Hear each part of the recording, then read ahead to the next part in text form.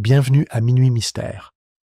Ce soir, Miss Marple regarde à travers les rideaux de dentelle la gouvernante qui a réparé son alibi, là où un mensonge discret cache une vérité mortelle. Versez-vous une boisson chaude et laissez le mystère s'installer. Le soleil brillait doucement et dorme sur les pelouses de Little Den, chaumières et haies, baignées par ce calme de fin d'été qui faisait paraître chaque ennui lointain.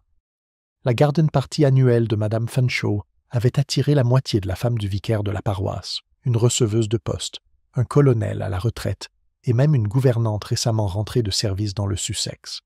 C'était, comme l'affirmait Miss Hartnell avec approbation, un événement idéal pour une conversation polie et une limonade tiède.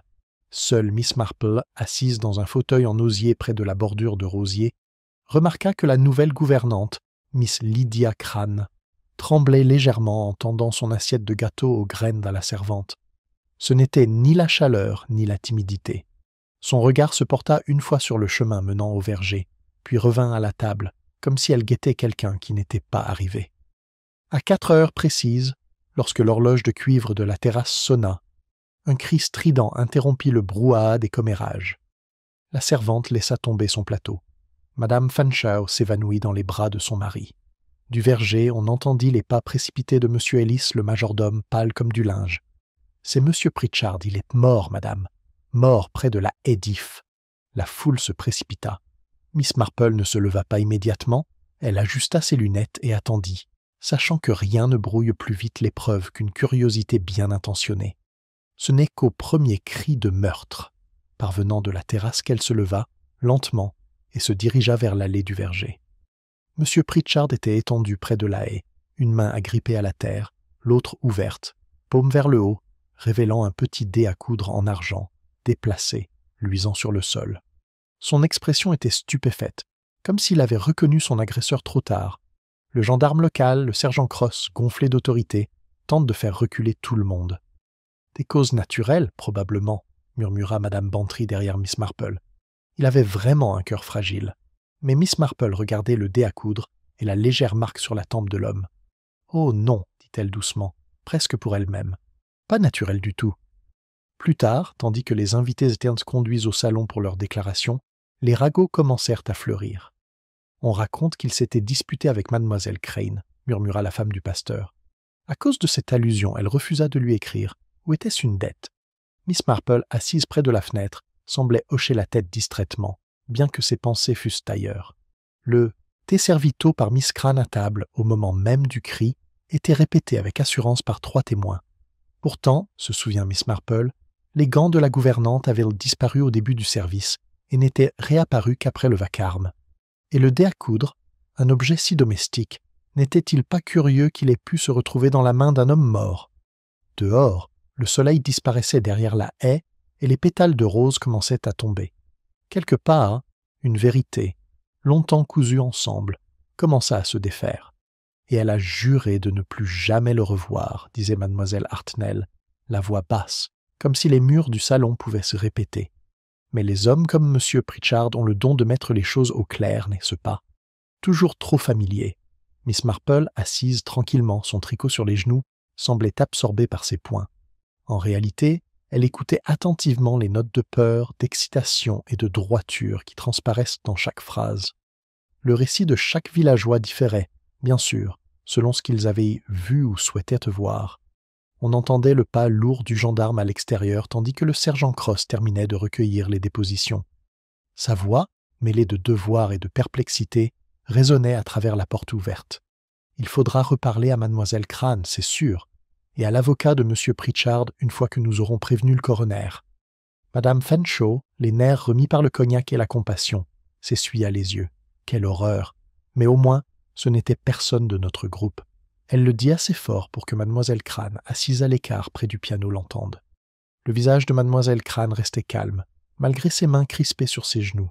« Si vous parlez de moi, même Fanshawe, dit-elle doucement, je vous assure que je connaissais à peine M. Pritchard. »« Oh, ma chère, roucoula la femme du vicaire, beaucoup trop doucement, mais on vous a vu lui parler près du bureau de poste la semaine dernière. C'était parce qu'il me devait 2 livres de salaire de mon précédent emploi, répondit mademoiselle Crane. Il promit de poster le chèque. Les aiguilles de Miss Marple s'immobilisèrent en plein cliquetis. 2 livres, c'est si peu pour une telle intensité. Mais l'argent avait une curieuse façon d'amplifier les moindres ressentiments dans des villages comme St. Mary Meader, Little Dean d'ailleurs. À la tombée de la nuit, les invités s'étaient dispersés sur ordre de la police. Seule Miss Marple s'attardait près des portes-fenêtres, le regard tourné vers le verger, où les agents se déplaçaient désormais tels des silhouettes sombres à la lueur des lanternes. La haie d'if luisait faiblement de rosée, et une touffe d'herbe piétinée marquait l'endroit où le corps avait été déposé. M. Ellis, le majordome, racontait son récit au sergent Cross. « Oui, monsieur, je portais un plateau, de limonade vers la terrasse quand j'ai entendu le cri. Il n'y avait personne d'autre dans le verger à ce moment-là, à ma connaissance. » Cross fronça les sourcils. « Et vous êtes certain de ne pas avoir vu mademoiselle Crane quitter la table ?»« Bien sûr, monsieur. Elle servait du thé à madame Fanshawe. » Miss Marple se détourna. « Sauf que, murmura-t-elle, madame Fanshawe n'en avait pas bu. Elle se souvint que la tasse de madame Fanshawe était restée intacte, la tranche de citron flottant intacte, petit témoignage silencieux des secondes écoulées avant le cri. L'alibi de mademoiselle Crane était solide, mais la chronologie était trop précise, trop répétée. Le lendemain matin apportait à la fois brouillard et spéculation. Chez l'épicier, l'air était chargé des deux. « On dit que le dé était à elle, » dit mademoiselle Wetherby en baissant la voix tout en pesant du sucre. « Elle était connue pour ses talents de couturière, n'est-ce pas? Elle raccommode toujours les affaires des autres. Peut-être l'avait-elle laissé tomber. Ou peut-être que quelqu'un l'a placée là, » répondit mademoiselle Hartnell d'un ton sombre. « Le travail d'une gouvernante ne paie pas assez pour acheter de l'argenterie, vous savez. Peut-être l'a-t-elle volée dans le coffre à ouvrage de la sœur de M. Pritchard. » Miss Marple, venue chercher des biscuits pour le thé, sourit faiblement. Ou peut-être était-ce celui de n'importe qui. J'en ai un très semblable à la maison, et je suis presque certaine de n'avoir tué personne aujourd'hui. La boutique éclata d'un rire gêné, mais derrière, Miss Marple vit le vague de malaise qu'elle cherchait à créer. La rumeur, comme l'eau, trouve toujours la moindre faille, et quand elle y parvient, elle charrie la vérité avec son limon. Cet après-midi-là, elle se rendit au presbytère pour rendre visite à madame Wetherby, qui se targuait d'avoir le sens du caractère.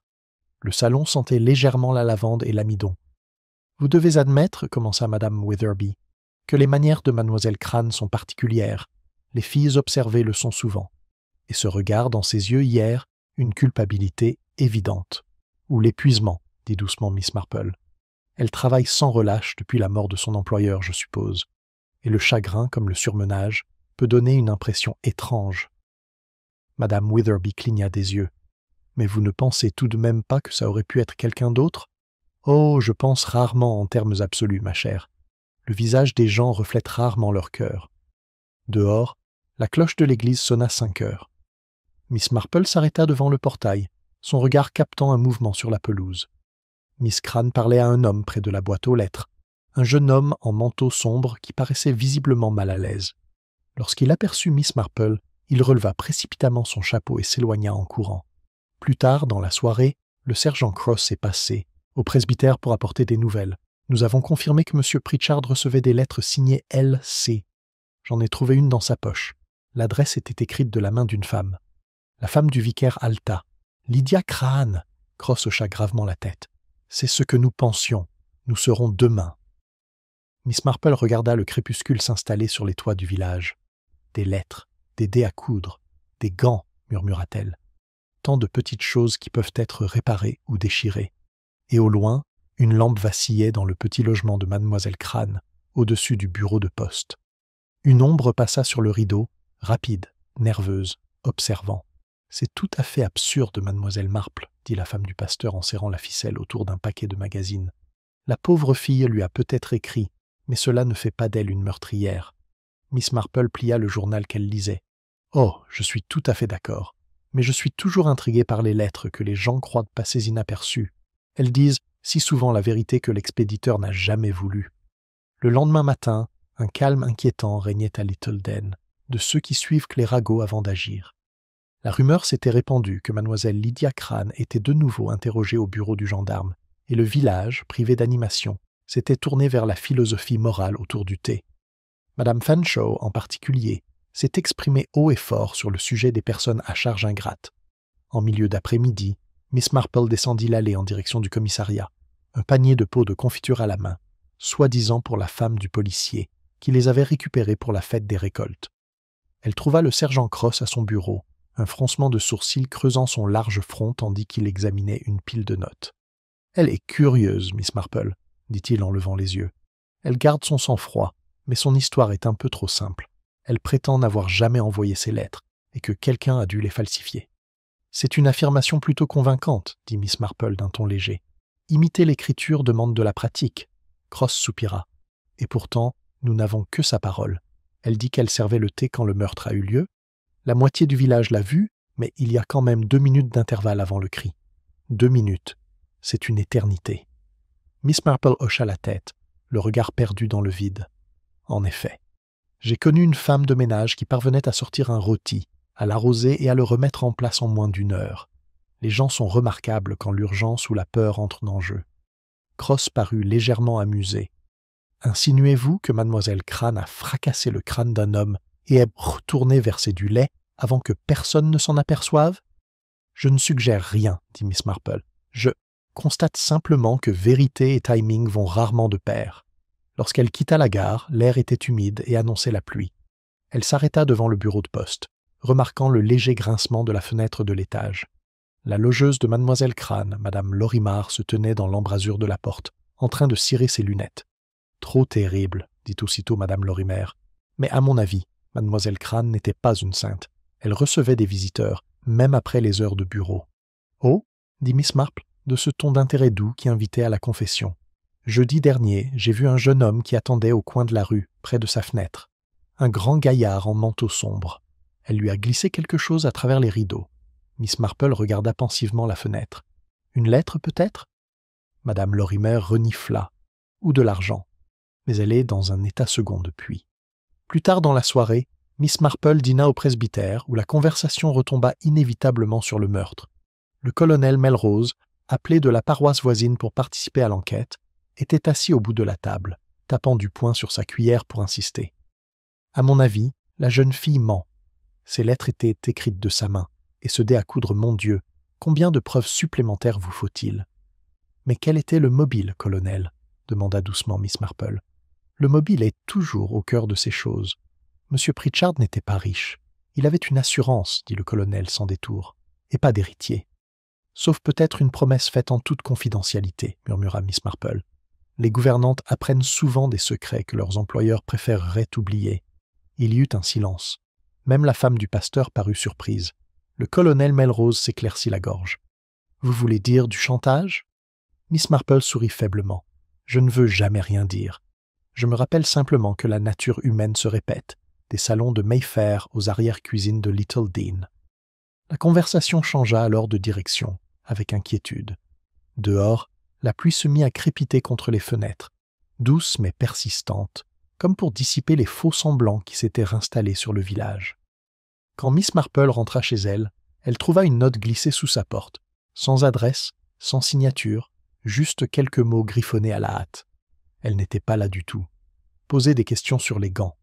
Elle le lut 2 fois, puis le plaça près de sa lampe.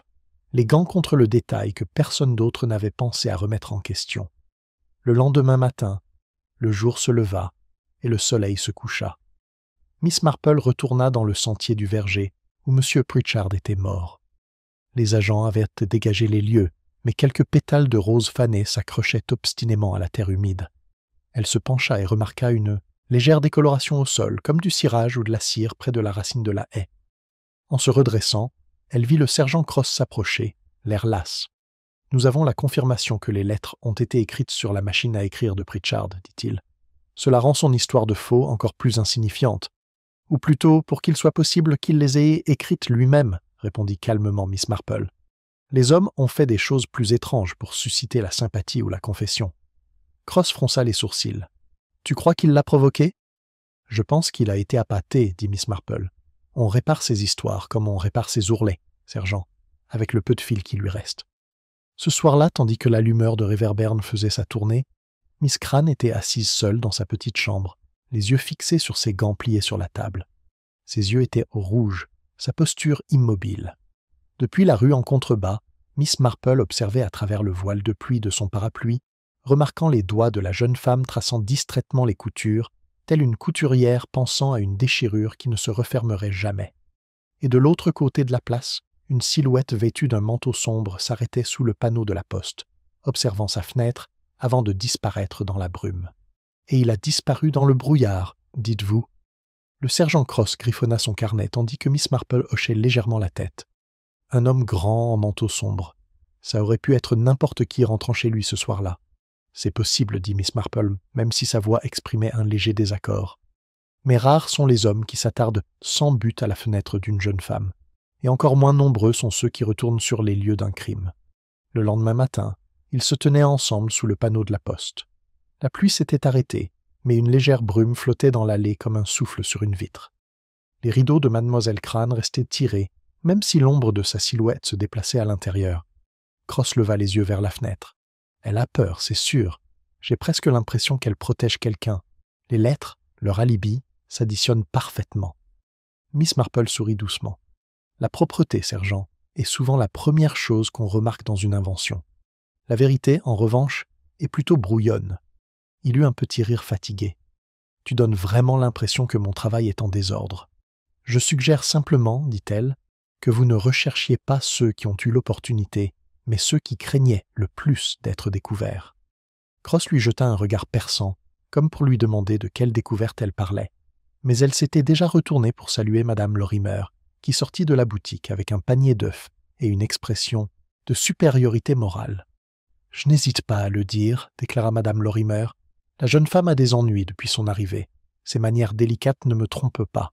Et cet homme, M. Pritchard, n'était pas ce qu'il semblait être. Veuf, disait-il. Ah, il y a une femme qui vit à Bournemouth, c'est clair comme de l'eau de roche. Les yeux de Miss Marple s'illuminèrent. Vraiment ? C'est très intéressant. Comment avez-vous eu cette information ? Madame Lorimer baissa la voix, ravie d'être la porteuse du scandale. Ma cousine est à Bournemouth. Elle a vu Madame Pritchard dans une pension il y a 2 mois, utilisant toujours ce nom et portant toujours sa bague. Tandis que la femme s'éloignait, Mademoiselle Marple se tourna vers le sergent. Il semble que feu M. Pritchard avait un don pour l'omission, et peut-être pour des jeux plus dangereux.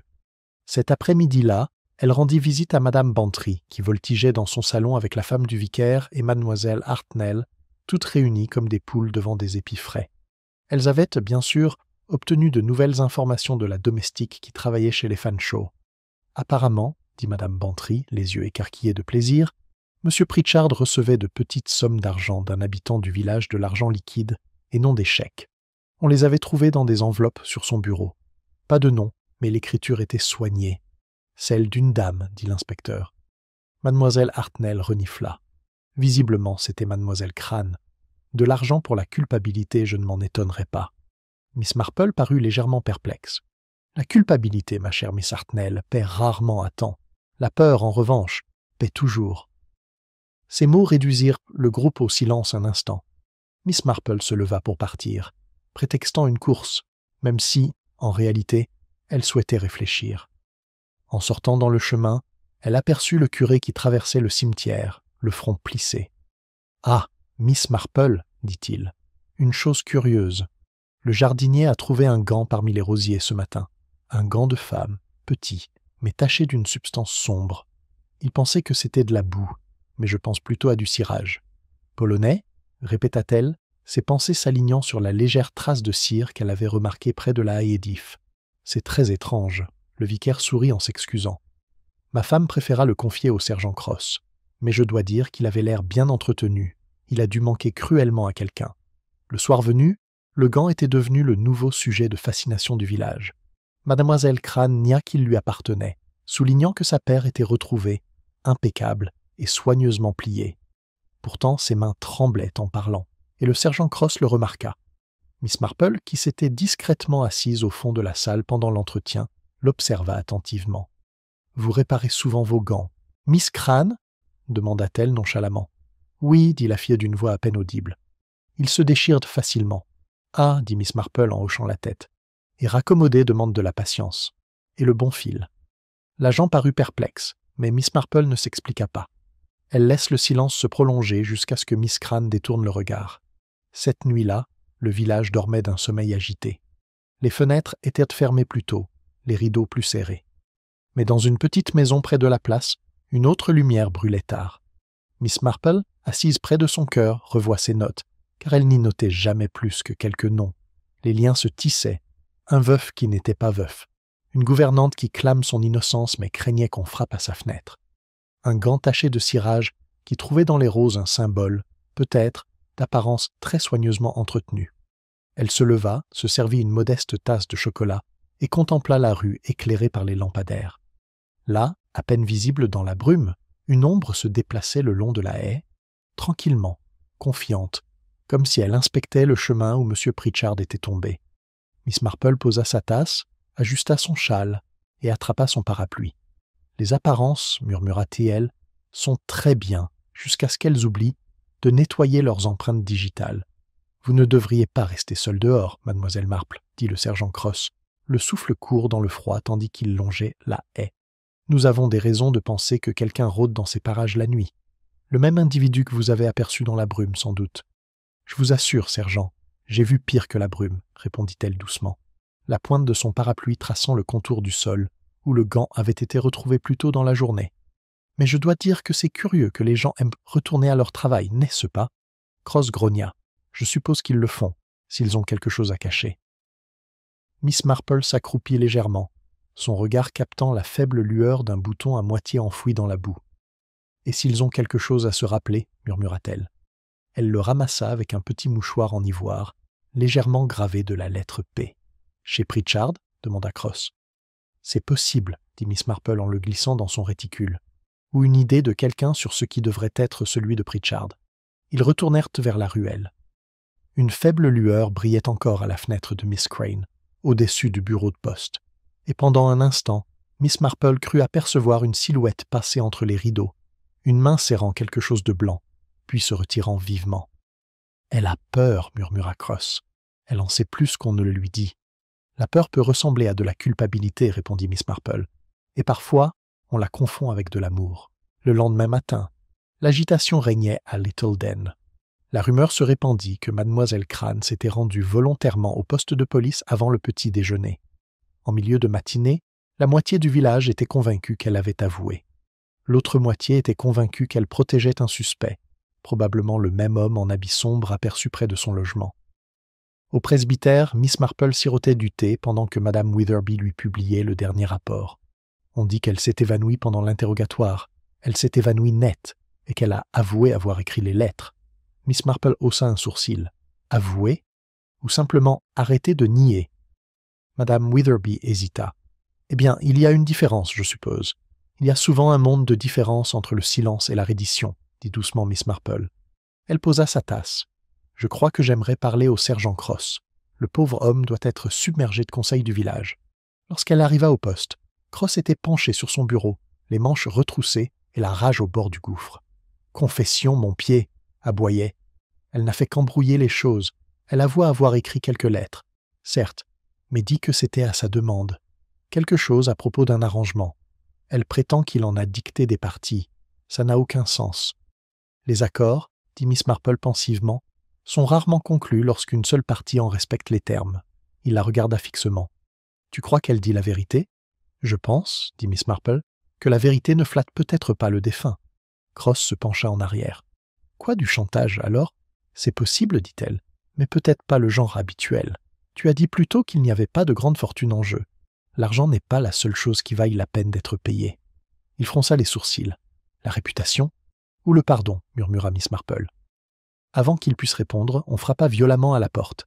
C'était madame Lorimer, rouge et essoufflée. « Sergent, j'ai quelque chose à dire que j'aurais dû dire plus tôt. » Elle se tord les mains. La veille de la garden party, j'ai vu mademoiselle Crane quitter sa chambre peu après 22 heures. Elle avait rendez-vous près de la pelouse. Je n'y ai pas prêté attention sur le moment. Mais maintenant, eh bien, ce n'était pas convenable. Les yeux de Cross se plisèrent. Avez-vous vu qui elle avait rencontré ? Madame Lorimer hésita, puis hocha la tête. Un gentleman, plus âgé, coiffé d'un chapeau. Je crois que c'était M. Pritchard lui-même. Le sac à tricot de Miss Marple bruissait doucement, tandis qu'elle s'ajustait sur ses genoux. « Ma chère Madame Lorimer, votre mémoire est très précise. Mais dites-moi, à quelle distance êtes-vous » La femme cligna des yeux. De l'autre côté de la rue. Dans le brouillard, le ton de Miss Marple était doux mais précis. « Et vous pouviez encore être certain de l'identité de cet homme » Madame Lorimer hésita encore, puis se redressa. Eh bien, sa silhouette, certainement, et j'entendis sa voix. Après son départ, Cross se massa les tempes. Je ne sais pas si ça l'aide ou non. Oh, ça aide, dit Miss Marple avec un léger sourire. Mais pas comme l'imagine Madame Lorimer. Elle se leva. Si vous me le permettez, sergent, je crois que je vais rendre visite à Mademoiselle Crane. J'ai toujours constaté que les menteurs avides de vérité aspirent généralement à dire la vérité si on la leur demande gentiment. Une demi-heure plus tard, elle était assise dans la petite pièce sombre de la gouvernante. Mademoiselle Crane était pâle mais sereine, les yeux rivés sur ses gants pliés. « Ils pensent que je l'ai tué, » murmura-t-elle. « Ils le pensent tous. » Le regard de Miss Marple se posa doucement sur elle. « Savez-vous, ma chère, je crois qu'ils ne vous comprennent tout simplement pas. Et les gens ont peur de ce qu'ils ne comprennent pas. Je ne l'ai pas tué, dit soudain la fille. Je voulais juste en finir. Pour finir quoi? Les visites, dit elle. Il venait le soir et me disait qu'il avait besoin de conseils ou d'aide pour ses lettres. Il m'a dit qu'il arrangerait les choses si j'étais patiente. Mais ensuite, il s'est mis à parler de sa femme, d'argent, et à me dire que les gens comme moi devraient être reconnaissants de recevoir de l'attention. Sa voix s'est brisée. Je lui ai dit que j'irais voir la police. C'était 2 jours avant la fête. Miss Marple hocha lentement la tête, son expression exprimant une compréhension calme, presque celle d'une grand-mère. « Et tu n'en as parlé à personne d'autre » Mademoiselle Crane secoua la tête. « Une seule personne. L'homme que vous avez vu devant ma fenêtre. Mon frère. Il est venu me chercher. » Miss Marple se leva doucement. « Ma chère, dit-elle, je crois que nous allons devoir retrouver votre frère. » Dehors, le vent s'était refroidi, faisant plier les arbres près du cimetière. De l'autre côté de la prairie, le sergent Cross se dirigeait déjà vers le bureau du télégraphe, l'air déterminé et déterminé. Et depuis le bord du verger, une silhouette observait la ruelle, immobile comme un poteau, invisible sauf pour Miss Marple, qui se retourna une fois, les yeux plissés. « Les apparences, dit-elle à voix basse, peuvent être si soignées quand la culpabilité ne l'est pas. Voyez-vous, dit doucement le sergent Miss Marple alors qu'il se tenait devant le bureau de poste plus tard dans l'après-midi. L'affaire du frère de Miss Crane devenait pressante. La loyauté familiale peut être noble, mais elle peut aussi pousser à des bêtises remarquables. Cross, qui discutait avec un agent de police au sujet de dépêches télégraphiques, se retourna en fronçant les sourcils. Nous avons téléchargé son ancienne adresse dans le Sussex. Mais si cet homme est intelligent, il sera parti depuis longtemps. Je pense plutôt qu'il n'est pas intelligent, murmura Miss Marple, juste désespérée. Le désespoir a le don de garder les gens à proximité, assez près pour écouter, assez près pour attendre l'occasion de réparer ce qui a mal tourné. Comme pour confirmer ses dires, Madame Lorimer remonta l'allée en trombe, son châle serré contre elle, pleine d'indignation. Sergent Cross. Quelqu'un rôde encore derrière le jardin du presbytère. La femme de chambre de Madame Weatherby, effrayée à mort, était un homme de grande taille, en manteau sombre, portant un paquet. Cross jura doucement. « Bien, j'enverrai un agent fouiller le cimetière. Si c'est lui, il n'ira pas bien loin. » Mais Miss Marple lui toucha doucement la manche. « Croyez-vous, sergent, que ce colis soit le même que celui qu'il avait reçu de Miss Crane par la fenêtre avant hier soir ?» Cross la fixa du regard. « Tu crois qu'elle l'aide ?»« Je pense, dit-elle doucement, que la pauvre fille a essayé de réparer une vie déchirée de la seule manière qu'elle connaît, en cousant des mensonges dans quelque chose qui semble respectable. » Il lui lança un long regard scrutateur. « On parle de mensonges, comme s'ils étaient de la poudre aux yeux. Oui, sergent, certains motifs sont soignés, d'autres s'effilochent, et d'autres encore se défont magnifiquement si on tire sur le bon fil. » Le gendarme revint 10 minutes plus tard, essoufflé et les mains vides. « Plus personne, monsieur. » Mais il trouva ceci près du mur de l'église. Il tend un petit paquet de tissu, légèrement humide. À l'intérieur se trouvaient des gants d'homme, tachés d'une substance sombre et collante. Cross le renifla prudemment. Encore du cirage. Le même que le gant que nous avons trouvé. Les yeux de Miss Marple s'illuminèrent. Le cirage peut cacher bien plus que des éraflures. Parfois il cache des taches. Elle sortit un mouchoir de sa manche, toucha un coin du gant et l'examina pensivement. Le vernis vire au cramoisi sous l'effet du vinaigre, vous savez. Le sang vire au brun. J'ai cligné des yeux. Tu crois qu'ils ont été utilisés ? Je pense qu'ils ont été manipulés par quelqu'un qui ne voulait pas laisser d'empreinte, dit-elle doucement. Et je pense que cette personne n'était pas Mademoiselle Crane. Le soir venu, les conversations au village atteignirent leur paroxysme. Le presbytère bruissait de conjectures. Madame Fanshawe déclara qu'il ne s'agissait que d'une querelle d'amoureux jaloux. Mademoiselle Hartnell préféra un chantage qui avait mal tourné. Le colonel insista sur le fait que c'était dû à l'influence étrangère et à un excès d'éducation moderne. Miss Marple tricotait tranquillement, ses aiguilles flamboyant à un rythme régulier. « C'est remarquable, dit-elle enfin, comme le meurtre se déguise souvent en vertu. Les gens voient ce qui flatte leur sens de l'ordre. Mais la véritable méchanceté, eh bien, elle se part des habits les plus simples, avant que quiconque puisse lui demander ce qu'elle voulait. Dire, le sergent Cross arriva, chapeau à la main, le visage blême de froid. Nous avons retrouvé la trace de son frère, George Crane. Il a quitté le Sussex sous un faux nom il y a 3 semaines. Un employé d'une entreprise de Tunbridge Wells confirme qu'il a emprunté de l'argent, puis a disparu. Un mandat d'arrêt est en cours contre lui. Lorsqu'il est cela, Madame Fanshawe s'exclama triomphalement. « Ça y est, c'est réglé !» Cross secoua la tête. « Pas tout à fait. On ne l'a pas encore attrapé. Mais il y a autre chose. Pritchard a retiré 50 livres de son compte la veille de sa mort. On n'en a plus retrouvé trace depuis. » Miss Marple leva les yeux de son tricot. 50 livres, c'est une somme plutôt importante pour un homme qui devait des provisions à sa gouvernante. On se demande ce qu'il comptait acheter ou à qui il comptait payer. Cross soupira. « Tu crois que c'est son frère qui l'a pris ?»« Je pense, dit-elle lentement, que l'argent voyage rarement seul. Il s'accompagne d'un sentiment de culpabilité. » Après le dîner, alors que la plupart des villageois s'étaient retirés au coin du feu, Miss Marple emprunta l'étroit sentier menant à l'église. L'air du soir était chargé d'une odeur de lierre humide. Quelque part derrière la haie d'if, une brindille craqua brusquement. « Tu peux sortir, tu sais ?» dit-elle doucement. Une silhouette émergea, jeune, échevelée, le manteau taché de boue, les yeux creux. George Crane ne ressemblait en rien au fantôme imaginé par les villageois. Il paraissait effrayé et épuisé. « S'il te plaît, dit-il d'une voix rauque, je ne l'ai pas tué. Je voulais juste que Lydia se libère de lui. Et j'allais la détruire. » La voix de Miss Marple reste calme. « Vous étiez là le jour de la fête ?»« Oui, je suis venu la chercher. Elle m'avait écrit qu'il la menaçait à nouveau, qu'il voulait de l'argent et qu'il parlerait de son passé au Fanshawe. Quel est le passé ?» Il hésite. Lorsqu'elle était en service, le fils de son employeur s'intéressait à elle. Il y avait des rumeurs. M. Pritchard les avait apprises d'une manière ou d'une autre. Il avait dit qu'il leur répondrait si elle ne lui tenait pas compagnie. Le regard de Miss Marple s'adoucit. « Tu as essayé de l'arrêter ?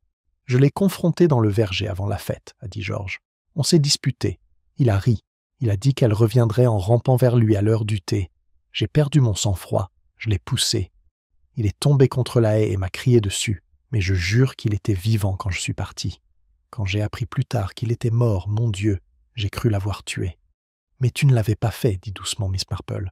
Sa tête se releva brusquement. « Et alors ? Quelqu'un qui a vu une opportunité de faire croire que c'est le cas, a-t-elle dit. Et quelqu'un qui se souciait beaucoup des apparences. » Avant que George puisse parler, des pas crissaient sur le gravier derrière eux. Le sergent Cross émergea de l'obscurité, revolver au poing, mais les yeux écarquillés de surprise. « Vous l'avez trouvé ?» ?»« Oui, dit doucement Miss Marple, et je crois qu'il est prêt à dire la vérité. » Cross baissa légèrement son arme, observant le jeune homme tremblant. « Tu viens avec nous, mon garçon. On va régler ça. » Alors qu'il se retourne vers les lumières du village, Miss Marple s'attarde un instant encore, le regard fixé sur la haie.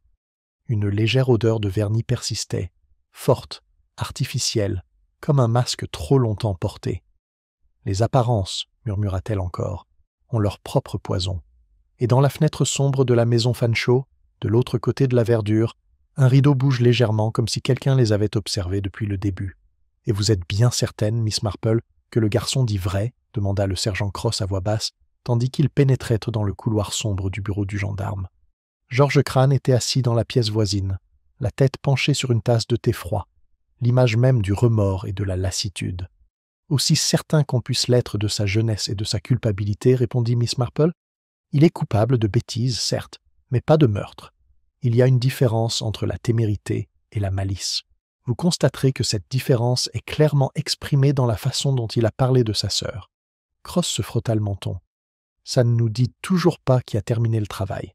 L'autopsie a indiqué que Pritchard avait été frappé par derrière.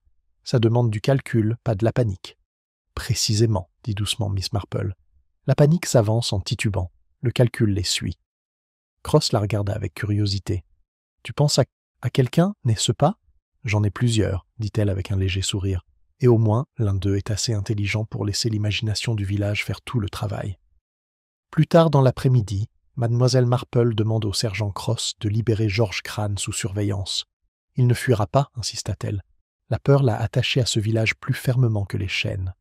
Cross hésita, mais son raisonnement tint bon. Ainsi, à la tombée de la nuit, George Crane fut envoyé sous la surveillance du vicaire et de sa femme, un acte qui fit jaser, de la poste à la caisse de l'épicier. Dans le salon de Madame Fanshawe, les lampes brillaient de 1000 feux, et l'atmosphère était chargée de spéculations. « Je l'ai toujours dit, déclara Madame Fanshawe, c'était une affaire sordide. Cette gouvernante semait le trouble comme certaines femmes apportent la pluie. » Mademoiselle Hartnell hocha gravement la tête.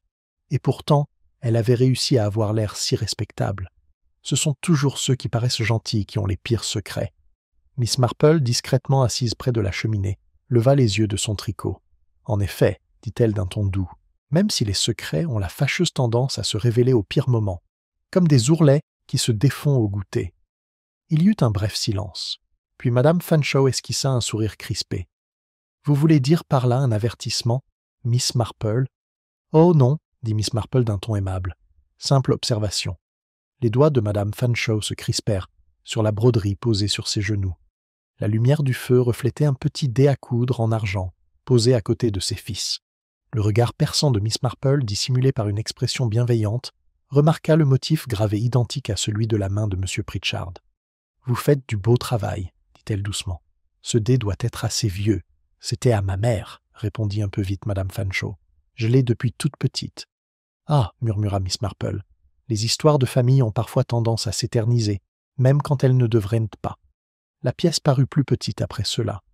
Madame Fanshawe se leva peu après, prétextant la fatigue, et Mademoiselle Marple s'excusa peu après, sortant dans l'air vif du soir. La place du village était argentée par le clair de lune, et un léger brouillard flottait sur l'herbe. De l'autre côté de la rue, elle aperçut la silhouette de la maison des Fanshawe, ses fenêtres luisant faiblement comme des yeux vigilants. Elle était à mi-chemin lorsqu'une voix l'appela derrière elle. C'était George Crane, l'air anxieux, son manteau jeté à la hâte sur ses épaules. « Miss Marple, ils ont encore interrogé Lydia. Ils disent qu'elle m'aurait peut-être aidée. Je jure que non. » Miss Marple le regarda avec une compassion silencieuse. « Il faut laisser les choses suivre leur cours, ma chère. La vérité a tendance à refaire surface, surtout quand elle est encombrée par la vanité. » Il fronça les sourcils. « Je ne comprends pas. »« Tu le feras, » dit-elle doucement. « Mais pas ce soir. » Après l'avoir renvoyée vers le presbytère, Miss Marple continue son chemin d'un pas assuré. Le clair de lune éclairait quelque chose de pâle dans le fossé, un morceau de tissu fin, bordé de dentelle. Elle se pencha pour le ramasser. Un mouchoir, élégamment monogrammé des initiales F. Florence Fanshawe, murmura-t-elle. Quelle maladresse de sa part. Le lendemain matin, elle apporta le mouchoir au sergent Cross. Il le retourna, incrédule. « Vous pensez que Madame Fanshawe a tué Pritchard ? Cette dame dirige toutes les œuvres caritatives de la paroisse. »« Oui, dit Miss Marple, elle les dirige très bien. Elle aime le contrôle, sergent. Et le contrôle, une fois menacé, peut être extrêmement dangereux. » Cross fronça les sourcils. « Mais quel est son mobile ? » « Peut-être la plus âgée de toutes, répondit Miss Marple. « Fierté et peur d'être exposée. La veuve présumée de M. Pritchard à Bournemouth, je me demande si elle n'a jamais vraiment été veuve, ou simplement une femme abandonnée par un homme qui en a épousé un autre sous un autre nom. » Les yeux de Cross s'écarquillèrent. « Tu veux dire ? » ?»« Je veux dire, dit-elle calmement, que j'aimerais voir le certificat de mariage dont Madame Fanshawe ne parle jamais. » À midi, un télégramme arriva de Bournemouth. Il confirmait que Madame Pritchard, toujours en vie, avait été Madame Florence Fanshawe. Le nom avait changé, mais pas celui du mari. Miss Marple accueillit la nouvelle avec un léger soupir. Épouse de droite, étrangère de réputation, et une femme comme Madame Fanshawe préférait enterrer la vérité plutôt que de la voir discuter au thé. « Mais pourquoi le tuer maintenant ?» demanda Cross. « Parce qu'il est govenu, dit doucement Miss Marple, et peut-être menaçait-il de rentrer. » Ce soir-là, Miss Marple passe une fois de plus devant la maison des Fanshawe. Les rideaux étaient tirés, mais une faible lumière filtrait sous eux. Une ombre se déplaçait derrière la dentelle, lentement, délibérément, presque rituellement. Miss Marple s'arrêta devant le portail, l'air indéchiffrable. « Les apparences, murmura-t-elle, finissent toujours par s'arranger. » Et tandis que l'horloge du clocher de l'église sonnait 9 heures, Un cri unique retentit à l'intérieur de la maison Fanshawe. Bref, net et indubitablement réel. Le cri retentit de nouveau, plus faible cette fois, étouffé par les lourds rideaux. Miss Marple était déjà au portail lorsque le sergent Cross, appelé par un agent de police qui passait, remonta précipitamment l'allée. À l'intérieur, il aboya, et ensemble, ils franchirent le seuil de la maison des Fanshawe. Les lumières du salon brillaient, et Madame Fanshawe se tenait près de l'âtre, une main agrippée à la cheminée, le visage pâle comme de la porcelaine. Un vase en verre gisait à ses pieds, brisé. « Une souris, dit-elle rapidement, la voix tremblante. Une souris idiote qui a couru sur ma pantoufle. Oh, comme je dois paraître ridicule !» Le regard perçant de Cross balaya la pièce du regard. « On va y jeter un coup d'œil, madame, juste pour être sûr. » Miss Marple ne dit rien. Son regard se porta plutôt vers le bureau près de la fenêtre, où un tiroir était légèrement entr'ouvert. Une feuille de papier dépassait du buvard, l'encre encore humide. D'un ton lent et posé, elle demanda « Vous avez eu de la visite, madame Fanshawe ?» Les mains de la femme s'agitaient inutilement. « Des visiteurs ? À cette heure-ci ? Certainement pas. »« Étrange, » murmura Miss Marple en s'approchant. « Alors pourquoi 2 tasses ?» Là, sur la petite table près de la chaise, se trouvait la preuve irréfutable qu'une tasse fumait encore, l'autre légèrement tournée sur le côté, son bord marqué d'une légère trace de rouge à lèvres, qui n'était pas de la teinte de madame Fanshawe.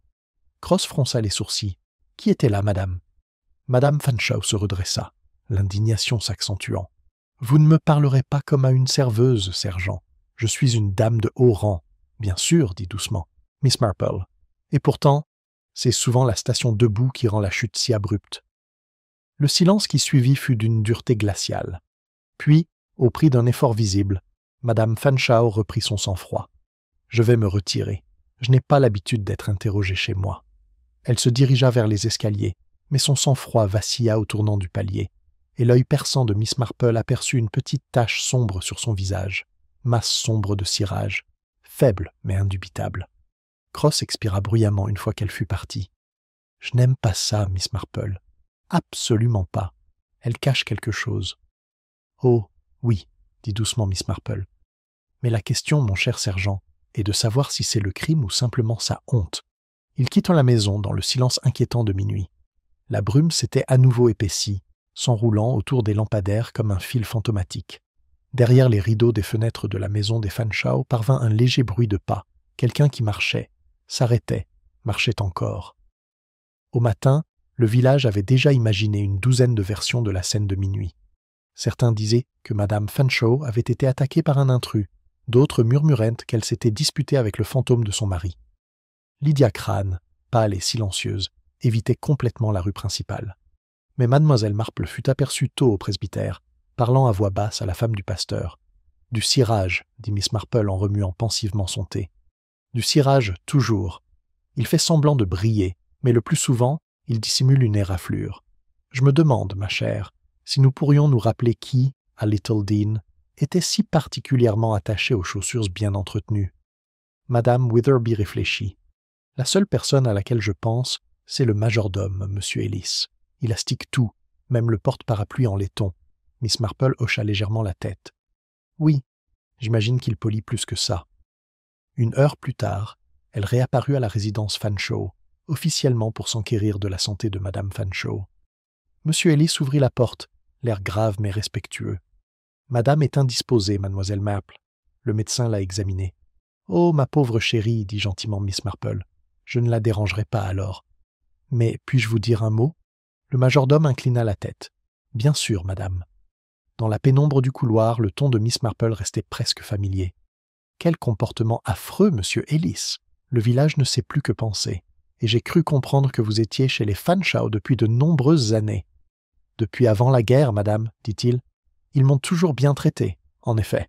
Vous connaissiez sûrement monsieur Pritchard à l'époque où il s'appelait encore monsieur Fanshawe. » Le maître d'hôtel perd son sang-froid un bref instant. « Eh bien oui, madame, j'étais moi aussi en service, à ce moment-là. »« Comme c'est loyal de ta part, dit-elle aimablement. On ne voit plus souvent ce genre de dévouement. La loyauté peut être une vertu plutôt dangereuse, tu ne trouves pas? On la confond parfois avec le devoir, alors que c'est vraiment effrayant. » Son regard se porta vers l'escalier, puis revint vers elle. « Si vous voulez bien m'excuser, madame, j'ai l'argenterie à voir. » Bien sûr, murmura Miss Marple. L'argent se ternit si facilement.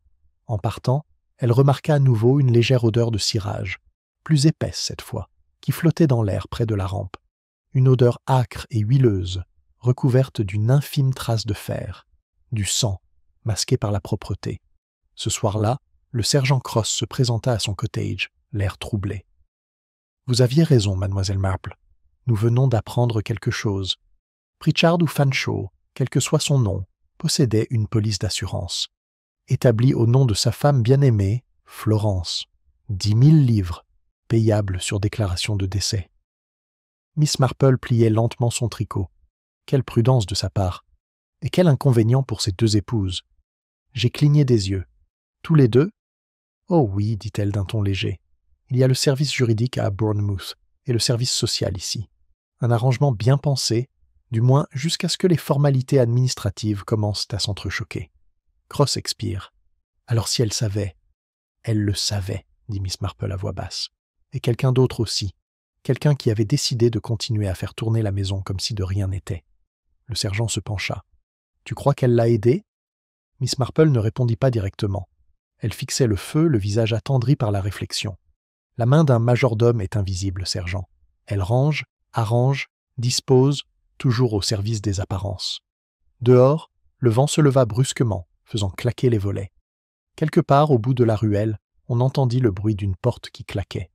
Miss Marple leva les yeux, l'air grave. « Des apparences à nouveau, » murmura-t-elle. « Je crois que nous allons bientôt voir ce qui se passera quand elles finiront par craquer. » À cet instant précis, dans la maison des Fanshawe, Madame Fanshawe se tenait seule sous la lumière des lampes, une lettre tremblante à la main. Sur le bureau à côté d'elle se trouvait une enveloppe ouverte adressée au bureau du coroner, County Hall, et l'encre sous sa signature n'était pas encore sèche. « Alors, c'est elle qui l'a écrit, dites-vous » demanda le sergent Cross, les yeux rivés sur l'enveloppe que mademoiselle Marple venait de lui remettre. L'adresse du coroner brillait faiblement sous la lumière de la lampe, et l'élégante écriture de madame Fanshawe ne trahissait qu'un léger tremblement. « Des aveux ? Pas tout à fait, répondit Miss Marple. Il s'agit plutôt d'une explication de la tentative d'une femme de façonner le récit, avant que la vérité ne le façonne pour elle. Elle a l'intention de raconter son histoire, mais pas dans son intégralité. Je soupçonne que ce sera au mort de la terminer. » Cross fronça les sourcils et déplia soigneusement la page. Elle affirme que M. Pritchard est venu ici cet après-midi-là pour réclamer de l'argent et que, face à son refus, il l'a frappée. Elle affirme qu'elle l'a poussé en état de légitime défense. Miss Marple sourit faiblement. Le refuge ancestral de ceux qui découvrent trop tard que la culpabilité peut être transformée en nécessité.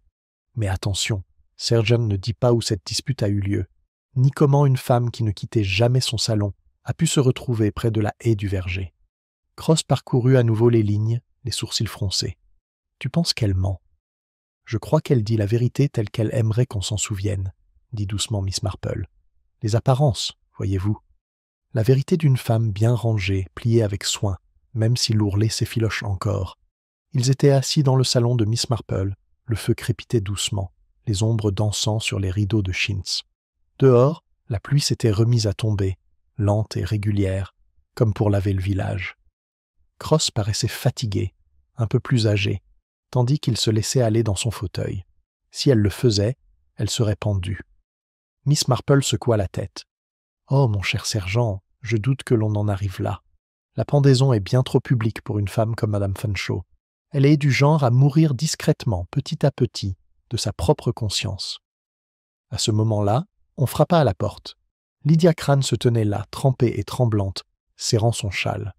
« Je vous en prie, Miss Marple, je ne savais plus où aller. »« Entrez, mon enfant, » dit aussitôt Miss Marple en l'attirant vers le foyer. « Réchauffez-vous. » Cross se leva, méfiant. « Vous ne devriez pas sortir, mademoiselle Crane.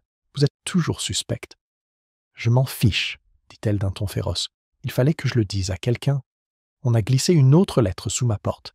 Elle disait qu'il n'est pas le seul à être enterré dans le verger. » L'expression du sergent se durcit. « Encore une ? Montre-moi ça. » Elle lui tendit une petite enveloppe, le papier légèrement humide, l'encre floue, mais lisible. Cross l'examina d'un air sombre, de la même écriture que le dernier mot anonyme parvenu à Miss Marple. La voix de Miss Marple était basse, pensive. L'écrivain souhaitait frayer, non informer. Encore des mensonges, sergent. mais utile. Il nous révèle ce que le menteur craint de nous faire découvrir. » Cross la regarda, puis Lydia. « Tu ne crois donc pas qu'il y ait un autre corps ?»« Oh, il y a un autre secret, » dit doucement Miss Marple. « Et les secrets, comme vous l'avez remarqué, se font souvent passer pour des tombes. » Avant qu'il puisse répondre, on frappa à la vitre. Monsieur Ellis se tenait dehors, chapeau à la main, la pluie ruisselant sur ses épaules.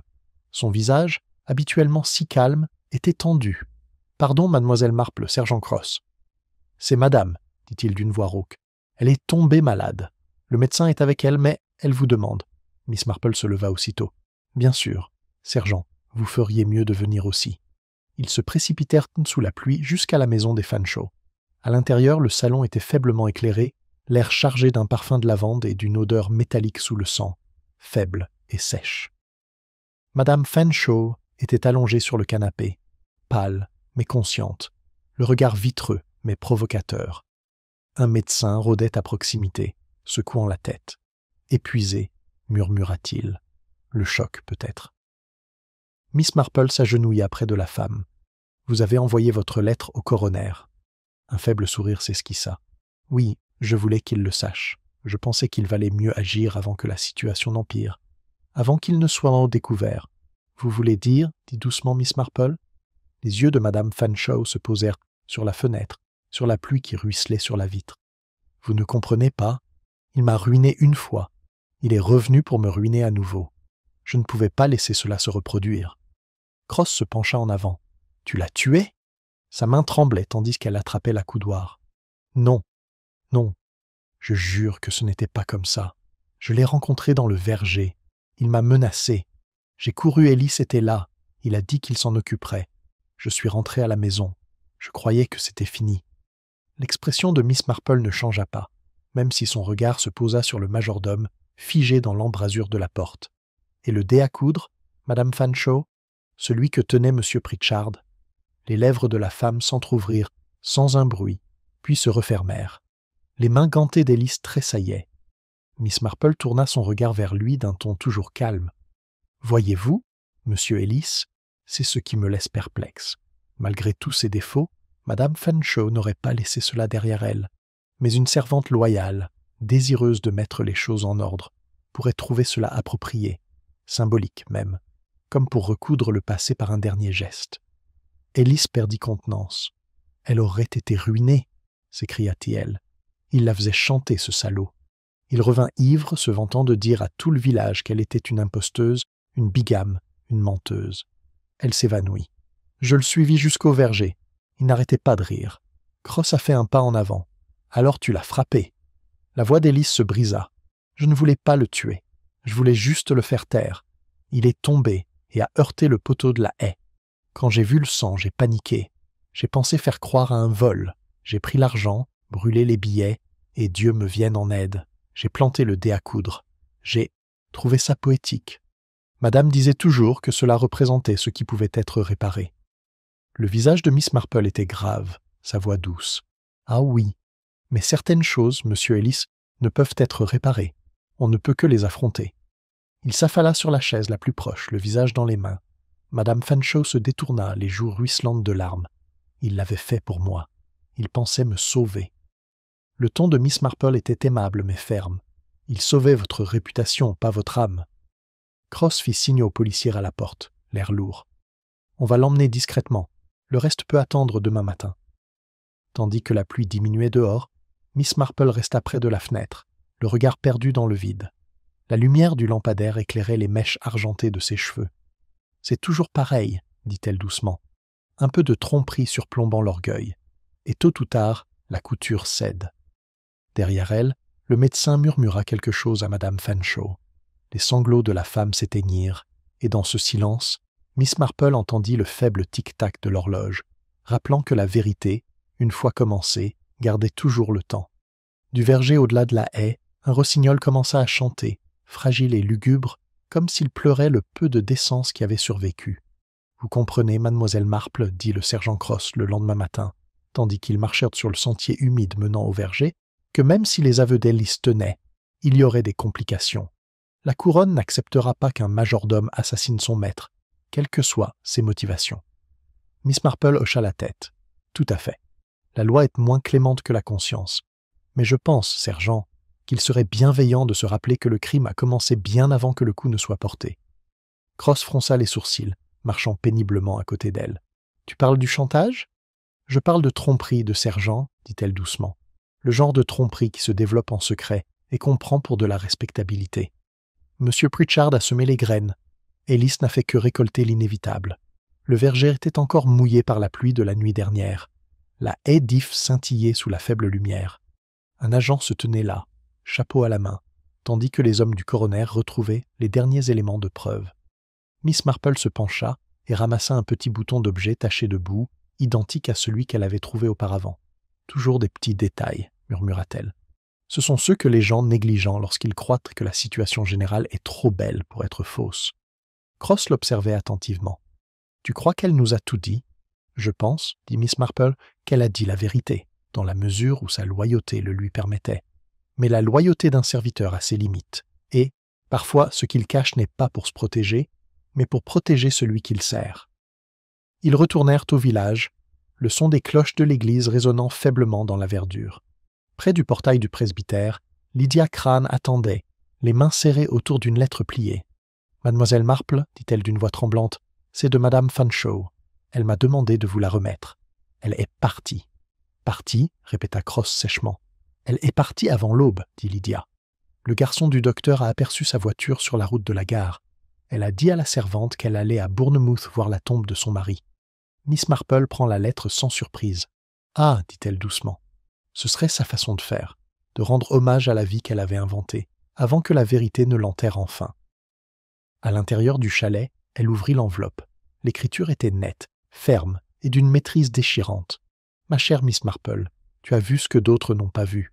Tu as eu la gentillesse de ne pas m'humilier devant le village. Je t'en suis reconnaissant. Ellis fera face à ce qui lui incombe, et je supporterai le reste. Je l'ai aimée autrefois. Mais les femmes comme moi n'ont pas le droit d'aimer sans conséquence. J'ai essayé de garder ma vie impeccable, comme on polit l'argenterie, mais je vois maintenant que l'éclat ne fait que masquer la rouille. Quand tu liras ceci, je ne serai plus là. Il y a de la miséricorde dans la solitude. FF.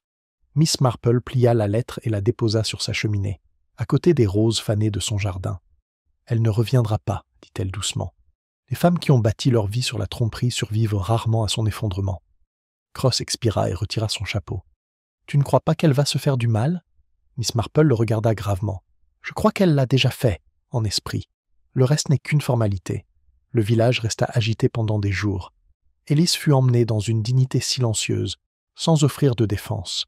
Lydia Crane et son frère furent lavés de tout soupçon, mais choisirent néanmoins de quitter Littleden. « Trop de regards, » dit doucement Lydia à Miss Marple avant de partir. « Trop de murmures. » Miss Marple sourit doucement. « Les murmures s'estompent, ma chère, mais la vérité résonne plus longtemps. » À la fin de la semaine, la vie reprend son rythme habituel. La postière se remit à bavarder sur la pénurie de marmelade, la femme du pasteur arrangea les fleurs pour l'autel du dimanche, et Madame Bantry offrit un thé pour rétablir la civilité après un tel désagrément. Seule Miss Marple, tricotant près de sa fenêtre, remarqua que la civilité était précisément ce qui avait rendu ce désagrément possible. Le soir, le sergent Cross est revenu, son chapeau sous le bras. « Vous savez, dit-il, j'ai réfléchi à ce que vous avez dit sur la tromperie comme point de départ. Je croyais, autrefois, que le mobile était toujours la cupidité ou la jalousie. Mais là, ça ressemble davantage à de la vanité. » Les yeux de Miss Marple pétillèrent faiblement. « La vanité, c'est simplement la fierté d'être bien habillé, sergent. Et l'orgueil peut transformer des gens tout à fait respectables en monstres. » Il sourit tristement. « Les journaux l'appellent « l'affaire du verger. » Pardonnez-moi si je préfère votre version des faits. « Ma version ?» demanda-t-elle doucement. « Celui où la nature humaine, et non le meurtre, est le véritable coupable. » Miss Marple rit doucement. « Oh, je ne fais aucune distinction entre les deux. » Ils échangèrent un silence complice avant que Cross ne se lève pour partir. À la porte, il marque une pause. « Si jamais je me retrouve dans une situation délicate, Miss Marple, j'espère que vous aurez la gentillesse de me démêler les choses. » Elle inclina la tête. « C'est très gentil, sergent. Mais d'après mon expérience, les embrouilles se dénouent mieux quand on les laisse tranquilles un moment, un peu comme les mensonges, en fait. » Après son départ, Miss Marple resta un moment à réfléchir. Dehors, le soir prenait une teinte dorée. Les cloches de l'église paroissiale sonnaient en l'heure, et au-delà de la verdure, le verger s'étendait paisiblement, sa haie d'ifs sombre et solennelle, telle une frontière entre les vivants et les oubliés. Sur la table devant elle se trouvait le dé à coudre, celui-là même que M. Pritchard avait récupéré. Sa surface argentée reflétait la lumière du feu, luisant faiblement comme un miroir révélant des vérités cachées. Miss Marple le fit tourner une fois entre ses doigts et le posa près de son panier à tricot. « Tant de vie !» murmura T.L. cousu d'apparence. Et pourtant, la plus petite larme transparaît toujours. Elle sourit alors, tristement, tendrement, et ramassa ses aiguilles. La lettre de Bournemouth arriva 3 jours plus tard, comme Miss Marple l'avait prédit. Elle portait le blason de la police du comté et, en dessous, une ligne sobre, écrite de la main soignée de l'inspecteur. Madame Florence Fanshawe, née Pritchard, a été retrouvée ce matin sur les falaises près de Boscombe, présumée noyée. Une note retrouvée sur place confirme son identité et ses intentions. Miss Marple plia soigneusement la page et la posa sur son bureau. L'encre commençait déjà à pâlir, comme si elle avait hâte de prendre sa place parmi les choses oubliées. Mais l'oubli n'était pas possible à St. Mary Meador Littledean d'ailleurs. La mort laissait des traces même là où les ragots avaient déjà foulé le sol nu. Le sergent Cross est venu cet après-midi-là, les bottes lourdes de boue et de fatigue. « J'ai pensé que vous voudriez savoir », a-t-il dit d'un ton bourru en lui tendant une petite enveloppe. Le coroner a clos l'enquête ce matin. La mort de M. Pritchard, anciennement Fanshawe, a été jugée pour homicide involontaire. Élise a avoué tous ses crimes. Sa sentence est inattendue. Pour le reste, il a hésité. Enfin, pour le reste, vous le saviez déjà. Miss Marple hocha lentement la tête, lui versant du thé avec son calme habituel. Le reste, sergent, c'est ce que nous savons toujours, mais que nous ne voulons jamais admettre. Cette méchanceté a un visage humain et s'exprime avec politesse autour du thé. Cross baissa les yeux vers sa tasse. Je n'arrive toujours pas à la faire rentrer. Pas tout à fait. Élise tuant son maître, la dame s'enfuyant à Bournemouth. J'ai l'impression qu'il manque quelque chose. Il y en a un, dit doucement Miss Marple, l'essentiel. Voyez-vous, Élise n'a jamais été qu'un simple serviteur, et Madame Fanshawe n'a jamais été une véritable épouse. Ils avaient bâti une illusion ensemble, une vie illuminée par l'obéissance, la respectabilité et le léger parfum de lavande. Mais ce n'était qu'une illusion. Elle posa sa tasse, la porcelaine tintant faiblement. Monsieur Pritchard, appelons, le par son vrai nom, voulez-vous, était un homme vaniteux, non profond. Il se croyait assez intelligent pour mener 2 vies, l'une légale, l'autre sociale. Florence remporta le 2e prix. Elle croyait, la pauvre folle, qu'il mettrait un jour son passé de côté pour elle. Mais il n'en avait jamais eu l'intention. Lassé de ses prétentions, il l'abandonne à un faux nom et à une fausse respectabilité. Ce fut Ellis qui resta. Ellis qui construisit l'histoire de Madame Fanshawe, la veuve vertueuse, la dame de charité, le modèle de Littledean. Cross fronça les sourcils. Et le chantage? Ah oui, le passé revient toujours, sergent, comme une tache sur un vernis. Quand M. Pritchard revint, ce n'était pas l'argent qu'il recherchait. Il voulait la satisfaction de voir sa création ruiner sa vie. Il menaçait de dénoncer, non par profit, mais par cruauté. Les hommes comme lui se nourrissent d'humiliation. Elle regarda vers la fenêtre, où la pluie s'était réduite à une fine bruine.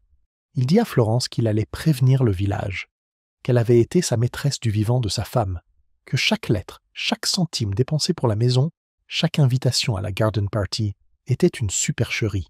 Imaginez, sergent, l'effondrement de son monde. Pour elle, ce n'était pas un meurtre, c'était de l'instinct de survie. Cross hocha la tête d'un air sombre. Alors, elle l'a frappé? Non, dit doucement Miss Marple. Elle ne pouvait pas Florence. Son orgueil était trop raffiné pour une violence ouverte. Elle se serait évanouie, comme elle le prétendait. C'est Ellis qui a agi. Il l'avait servi trop longtemps, l'avait vu lutter avec trop d'acharnement pour le respect que la société lui refusait. Il suivit Pritchard jusqu'au verger, avec l'intention de l'effrayer. Mais colère et protection font mauvais ménage. Le coup est venu par derrière, net et délibéré, celui d'un homme qui gagne sa vie en rangeant. Cross se frotta le menton. Alors, pourquoi laisser le dé à coudre? Miss Marple sourit faiblement. Car Ellis était un romantique, à sa manière. Il voulait que son geste paraisse poétique. Le dé à coudre symbolisait la réparation d'une vie déchirée par le péché et l'orgueil. Il pensait que cela attirerait l'attention sur sa culpabilité, et non sur la sienne, car il pensait que personne ne soupçonnerait un serviteur capable d'une telle sentimentalité. Mais les symboles sont traîtres. Ils révèlent plus qu'ils ne cachent. Il la regarda d'un air perçant. « Tu as tout vu ce premier jour, n'est-ce pas? Le dé à coudre, les gants, le cirage. »« J'en ai vu assez pour soupçonner, dit-elle. Un dé à coudre sur la paume d'un mort, des gants apparaissant après le chaos, du cirage masquant le sang. Chaque détail évoquait la propreté. Quelqu'un qui range après le désordre. Les femmes rangent rarement un meurtre, sergent. Elles le cachent, le pleurent ou le nient. Mais les hommes, surtout ceux qui sont formés pour rendre les choses présentables, arrangent. » Cross émit un léger sifflement. « Je ne regarderai plus jamais une rampe d'escalier polie de la même façon. » Miss Marple s'autorisa un petit rire. « Tu ferais mieux de t'abstenir. » Ils restèrent assis un moment dans un silence complice, le son de l'horloge marquant l'heure qui passait. Quand Cross se leva enfin pour partir, il hésita à la porte. « On s'y habitue un jour » demanda-t-il doucement. « Voir ce qu'il y a sous les gens, je veux dire. » Elle leva les yeux vers lui, son expression ni douce ni sévère. « Non, sergent, on ne s'y habitue pas. Mais on apprend que ce qui se cache en dessous est rarement monstrueusement humain. Et c'est, d'une certaine manière, plus triste. » Après son départ, Miss Marple sortit dans le jardin. L'air sentait la terre humide et les roses fanées. Le monde, malgré sa cruauté, était déterminé à refleurir. Elle se dirigea vers le petit banc de pierre sous son pommier, son châle serré autour de ses épaules. Le village, elle le savait, retrouverait bientôt son rythme paisible. Déjà, les ragots perdaient de leur mordant, se résorbant dans un silence poli. Le nom de Fanshawe serait moins souvent prononcé, ses actes adoucis par le temps, le thé et la mémoire sélective. Lydia Crane et son frère prendraient un nouveau départ, loin de chez eux, leur jeunesse marquée mais non perdue. Et Alice, fidèle et tragique, resterait assise derrière les barreaux de fer à polir la porte de la cellule jusqu'à ce qu'elle brille. Miss Marple soupira. « Les apparences, » murmura-t-elle au jardin. « Elles nous réconfortent jusqu'à devenir cruelles. » De l'autre côté de la haie, la voix de la femme du pasteur résonna faiblement dans le silence. « Vous avez entendu, mademoiselle Marple? Le comité paroissial a décidé de dédier une rose commémorative à la pauvre madame Fanshawe. On dit qu'elle a tant fait pour la paroisse. » Miss Marple sourit, même si son regard était lointain. « Effectivement, » elle répondit. Elle fit plus qu'elle ne l'aurait voulu. La femme du pasteur, satisfaite de l'accord, s'en alla. Miss Marple resta assise en silence, les yeux fixés sur le dé qu'elle avait rapporté de la maison. Il reposait dans sa paume, petit et argenté, accrochant la lumière comme un secret emprisonné. Elle le retourna, traçant du pouce la délicate gravure des initiales FEF, désormais ternie par l'âge et la culpabilité. « Comme c'est curieux, » murmura-t-elle, « que quelque chose fait pour réparer puisse blesser si profondément. » Son regard se porta vers le verger lointain, à peine visible par-dessus la haie, là où la vérité avait été enfouie sous les fleurs et les ragots. Un rouge-gorge sautillait le long de la clôture, ses plumes rougeoyant dans la lumière mourante. La vie, toujours aussi indifférente, continuait. La cloche de l'église sonna 6 heures. Le soir s'installa sur Little Den, doux et trompeur comme si de rien n'était. Et pourtant, Miss Marple savait que sous ce silence superficiel, le village se souviendrait. Ils s'en souviennent toujours, à leur manière polie, mi-chuchotement, prière, et convaincue que cela ne pouvait plus se reproduire. Elle se leva, épousseta sa jupe, et regarda une fois de plus le dé à coudre, avant de le poser délicatement sur le mur du jardin. Les dernières lueurs du jour illuminèrent sa courbe, luisant comme une petite vérité que le monde pourrait ignorer sans jamais l'effacer. Alors qu'elle se dirigeait vers sa porte, son panier à tricot l'attendait près de l'âtre. Elle sourit faiblement. « Il y aura toujours des raccommodages à faire, dit-elle, et sur ce, elle entra, la porte se fermant doucement derrière elle.